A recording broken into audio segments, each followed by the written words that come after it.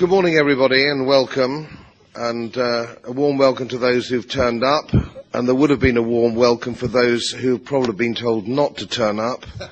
I'm going to hand over in just a second to Nigel Farage, who's the leader of the co-leader of the European and Freedom and Democracy Group, who's very kindly sponsored this meeting today. On my right, I have Professor Begas. You'll be familiar with his book, which is a fabulous insight into the euro. On my left, I have Professor Hankel. You might be thinking, just a minute, is anybody up here not a professor? Everybody seems to be a professor except myself. I'm a retired financial economist. The difference between me being a professor or not being a professor is I had to be right when I was an economist, otherwise I didn't get paid. If you're a professor, of course, your salary comes up with the rations. I'll hand over to Nigel to introduce our very distinguished speakers. Well, Godfrey, thank you very much, and good morning, everybody. And I don't think this conference could possibly have been better timed, given the news and given the ongoing debate. And I'm very pleased that the Parliament didn't decide to ban us from having this event. So, perhaps there is just an element of democracy still left in this institution. I have been, over the last few years, repeatedly asking the question of Mr. Barroso, and in more recent times of my very good friend Herman Van Rompuy, and I keep asking the question, what is Plan B? What contingency plan are you putting into place for countries, especially countries like Greece, but more generally, what alternatives are you preparing if this thing goes horribly wrong? And of course, the response is the same every time. They keep telling us there is no Plan B. Now come to the point of view, I actually believe them. I don't think they have got a Plan B, because as we know from the very start, the euro was a political project. It was seen to be that vital step towards creating a United States of Europe, and they didn't think ever, once in their little minds, that anything could possibly go wrong. Well, there are one or two of us in this room who predicted from the very start that this would be a disaster, and indeed this was the issue that got me into politics in the first place, believing that countries as diverse as Greece and Germany could not live and work together inside an economic and monetary union. But now is not the moment for Mr. Bloom or myself to sit here and say, I told you so. That wouldn't achieve anything.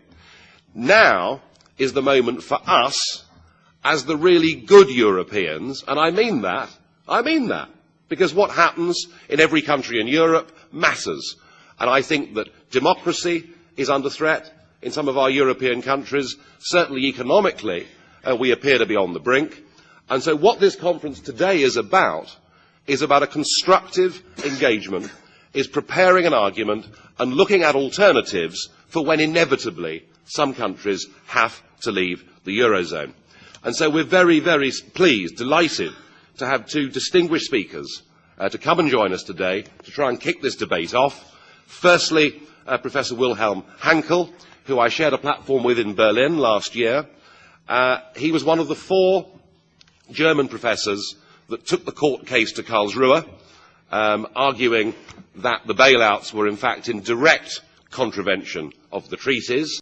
I'm convinced that you were right. Unfortunately, your court didn't quite say that. I suppose if they had, it would have brought the German government down. But they did win some very significant concessions that, future bailouts would have to go before the German Parliament, and we're delighted to have you here today. And we also have Professor Philip Baggers, who has written extensively on this subject. He recently published a book, and I think could be described as one of the few people in Europe actually preparing some radical thought on this subject. So, gentlemen, we are absolutely delighted to have you both here today. I'm sure you're going to be met with an absolute barrage of questions when you've finished. I hope the meeting goes well, and I hand you back to the very competent, I'm sure, chairmanship of Godfrey Bloom. Thank you.